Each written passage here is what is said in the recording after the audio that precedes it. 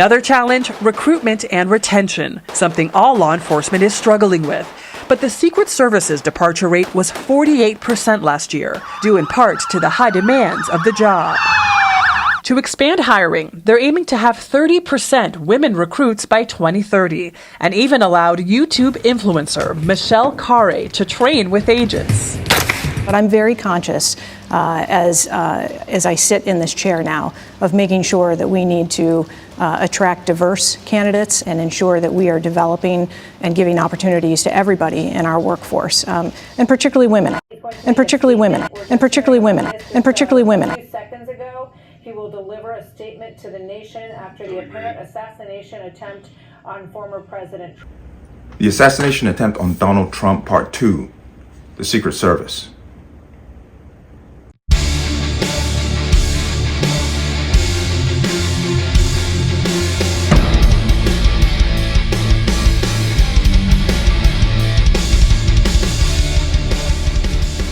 Welcome to another installment of the Connecticut Gun Bench. Today's video is brought to you by P.A.N. Firearms, LLC. P.A.N. Firearms, your NRA certification of multifaceted gun training. You can reach us at 203-300-6343 or use our website at www.panfirearmsllc.com.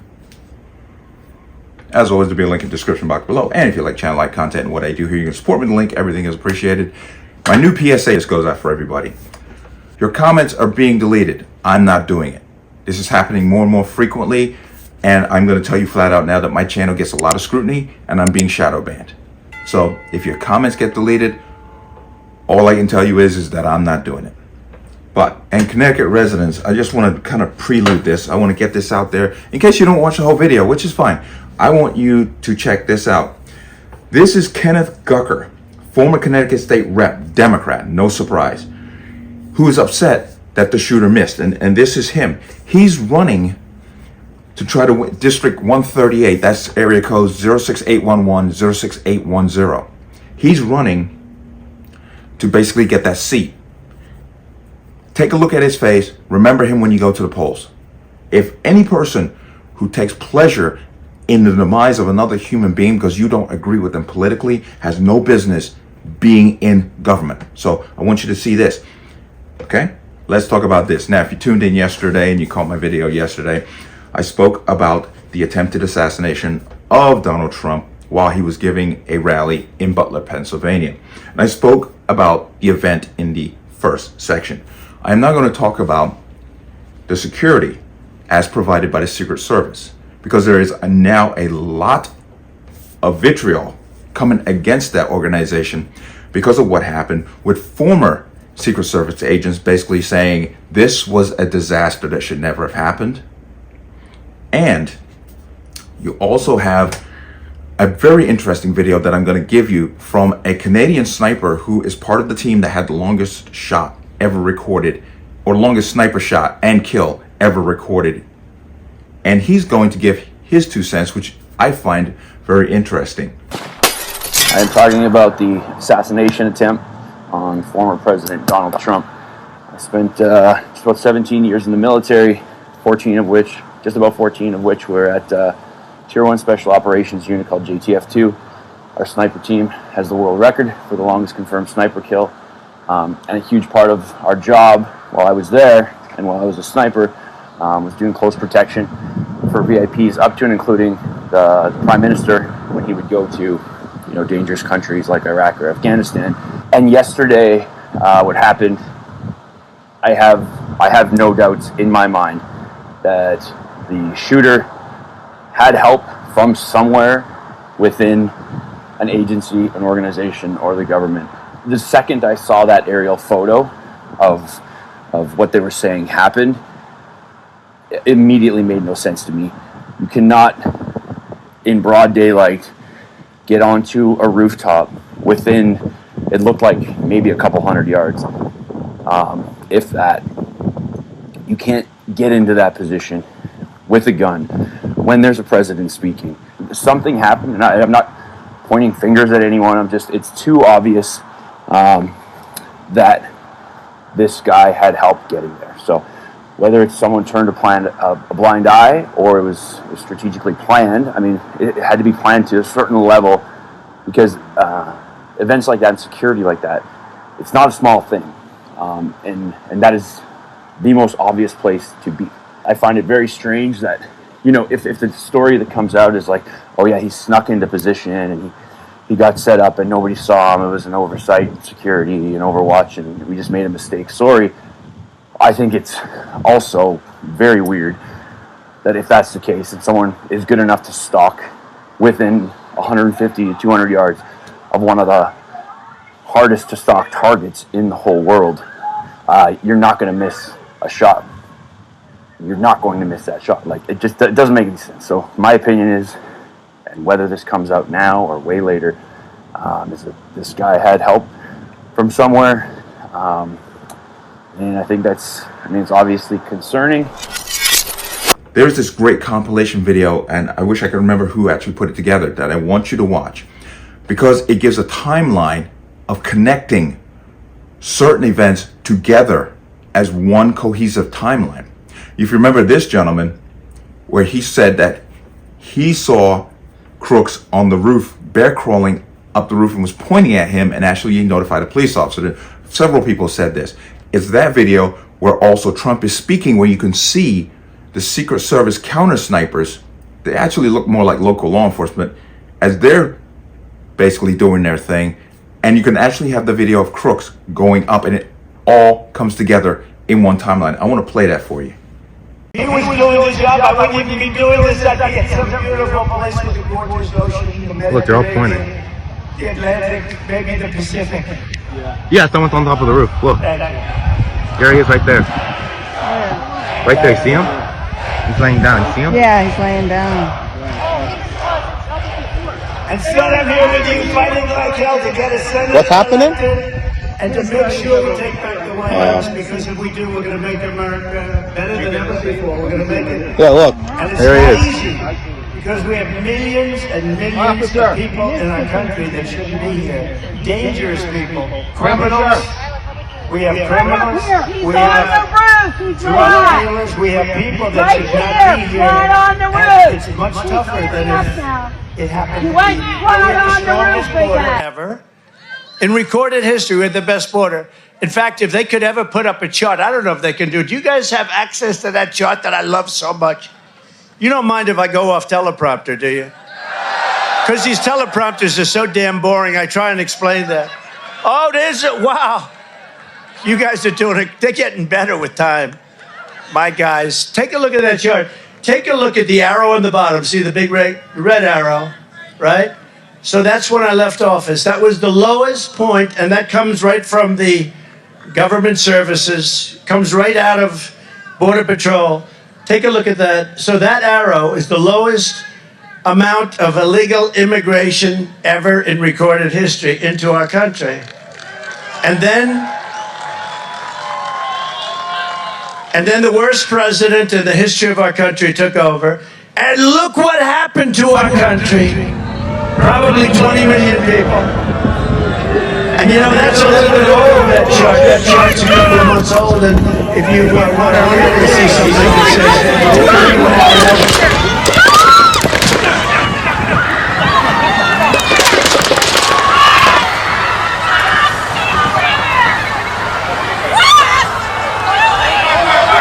I hope he's turning this way. There you saw that. 2 minutes went by from when you heard the first person say, there's a guy crawling up on that roof over here. 2 minutes from that statement to shots fired. Now there's more of the video, but for what I'm doing here, I don't need to really get any further into that. Now, there's speculation that they found a receipt in possession of Mr. Crooks, where he went to Home Depot and purchased a ladder the same day. So they're saying that's how he got up on the roof.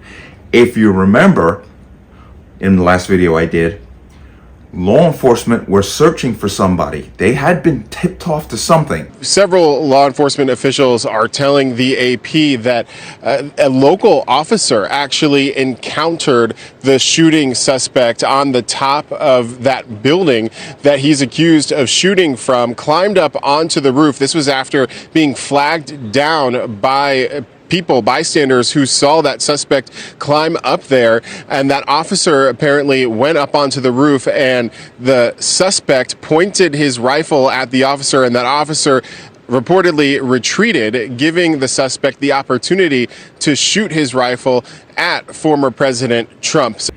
And one officer actually stuck his head up above that roof line, saw Crooks. Crooks saw him, turned his rifle towards him. The officer jumped or dropped down. Apparently he yelled gun. And then that's when Crooks started shooting. Now, unfortunately, we don't have any video of that little event, but that's what we're being told. But it's interesting that when the person said there's a guy crawling on that roof and was notifying law enforcement, that there wasn't more communication between the law enforcement person and the Secret Service. Because if you go back to this other video where there was speculation that there was a gun in the crowd, watch what happens.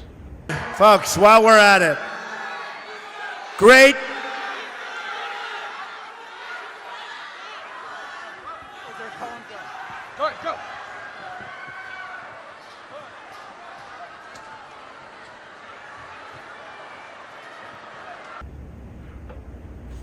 Why didn't they do that in this case? Why wasn't Trump immediately rushed off the stage? There's a guy crawling up on the roof.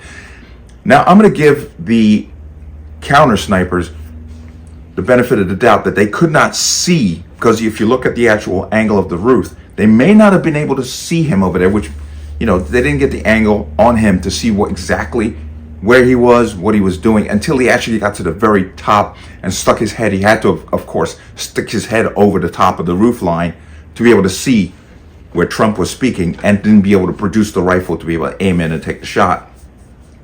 But if you look at the actual video of the snipers, I'm going to bring it up here, you can see that they're looking in his general direction. Did somebody notify them that there's something going on over in this direction? Because if you remember the one going back to the witness who said they saw him on the roof and was pointing at him, were they looking at these people going, what are they looking at? Or did he get some other information that there's somebody on that roof and we're looking at that roof line? Because if you watch, they're aiming in, they're looking through their scopes, they're looking at that general direction. The shot is fired. You see the one sniper jump away like startled, and then goes back to his gun and gets on his glass. And apparently they were the ones who actually made the shot to kill this person. Now I want to come back to the stage when these shots were being fired and the Secret Service rushes in. Now let me be clear about something. Secret Service is a deterrent, but it also has to be a kind of deterrent. Like, you can't hire somebody for the sake of DEI. They want to hire people based on DEI. We want 30% more women. Okay, that's fine. But if the women can't do the job, what are you doing? Let me put it to you this way. Think about celebrities. What celebrity, like high profile celebrity, has female bodyguards? Let's look at these. This is Elon Musk's. These are his bodyguards. That's some serious looking guys. I'm telling you, I would bet my last dollar that these dudes have some martial arts training. You could just see it in their mood, just from a still picture. They just got that look. Here's Floyd Mayweather's bodyguards. Floyd Mayweather, professional boxer, undefeated, even though I get questions about his last fight. But look at his bodyguards. Those dudes are what, 6'6", 6'7", pushing 200-300 pounds easily. Let's look at Beyonce's bodyguard. Girls rule the world, right? This is her bodyguard. If she was so sure that women could do the same job, why she got this dude? Why she got a woman? Because she knows better. And let's look at Taylor Swift, super feminist. Let's look at her bodyguards. Now, one of you celebrities has a female bodyguard. Why? Because they know the truth. You have to be an imposing figure to be a bodyguard. You have to also be an imposing figure to be a Secret Service agent. Someone who's looking to bring harm to a candidate, president candidate, or the president will think twice if the bodyguards or Secret Service around them are imposing. Look at this image here. Notice as they surround Trump, this female Secret Service agent is not even close to being as tall as him, which leaves that spot open for a potential attack. There it is. You gotta stop this stupidity of DEI. And I want to go back to the opening clip that I played of the female Secret Service agent trying to holster a gun. This should be, and you don't have to be Secret Service. This should be a reflex. And just like breathing, you should be able to do this without looking. Just like the samurai, when he puts his sword back in the sheath, he does not look at it. Same thing. You should be able to holster your gun without looking at the holster. This is something that I practice continuously to this day. I never, ever put that aside and say, I don't need to do that. No, I practice that an awful lot. You have to be able to draw and reholster your gun without looking at your holster. This is disgraceful. This is supposed to be elite training. There is now going to be a hearing on the Secret Service. Obviously, Director Cheadle, who in my opinion was a DEI hire to start with. That's just my opinion. And questions need to be asked. I'm sorry, if I'm going out there and me being all 6'3", 220, 230 with martial arts training, if I'm going to go get bodyguards, I'm going to get some of the meanest looking muggers you can ever think of. You want people who are imposing, who will make a potential assailant think twice before even coming at you. That's what you need. This was a disaster of epic proportions. And I do question why he was not, or Trump, was not whisked off that stage as soon as these people started saying there's a guy on the roof over here. Why was this allowed to happen? This, of course, brings two conspiracy ideas into play. One, it was staged, which I don't believe, because that was a real friggin' bullet that went by his head. And I'm not going to say he's going to put his life on the line for something like that. Or two, it was staged to the point where they wanted to take him out. You heard the Canadian sniper speak about this. How did this person get within 133 yards, plus or minus, with direct line of sight?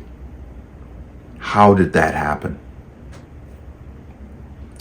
But to close out, I want to keep playing these videos of these leftists basically saying what they all want to say. And this one here, I want you to see.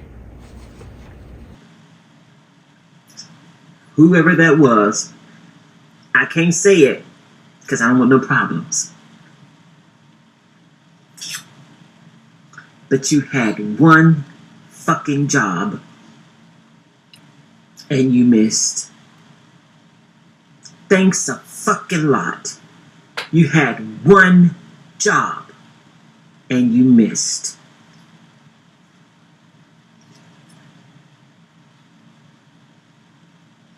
You had one fucking job, man, and you fucking missed.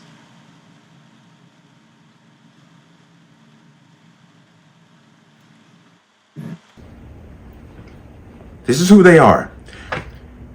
But let me know what you think. As always, you can leave your comments in the comment section below. And as always, any statements of violence or statements that lead to violence will be removed. Please like, share, comment, subscribe. Don't forget to hit that notification bell so you're notified the next time a video goes live. I'm going to see you on the next one. Peace.